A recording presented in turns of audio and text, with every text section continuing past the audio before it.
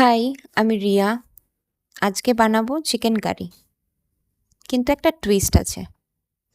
অবিভক্ত বাংলার বিখ্যাত চিকেন রেসিপি গোয়ালন্দ স্টিমার কারি। চলো রান্না করতে করতে তোমাদের বলি এই রেসিপিটার ইতিহাস।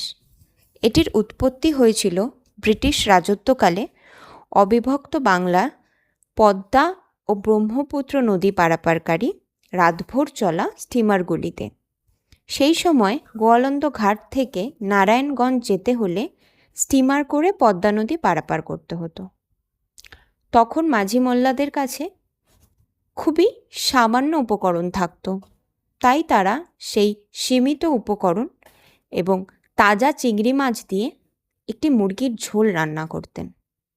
যেহেতু গোয়ালন্দ ঘাট যাওয়ার সময় এই রান্নার উৎপত্তি, তাই এর নাম গোয়ালন্দ স্টিমার কারি।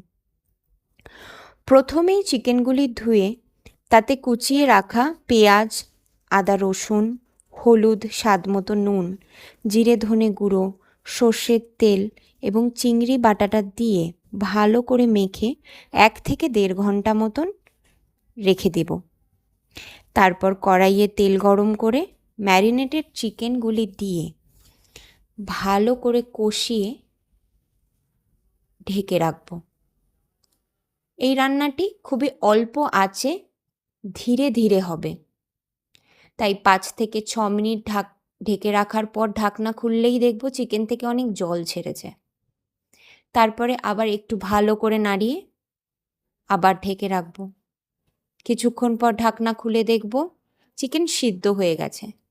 তারপরে আঁচ কমিয়ে একদম নিভিয়ে দিয়ে ঢেকে রেখে নামিয়ে নিলেই তৈরি গোয়ালন্দ চিকেন কারি।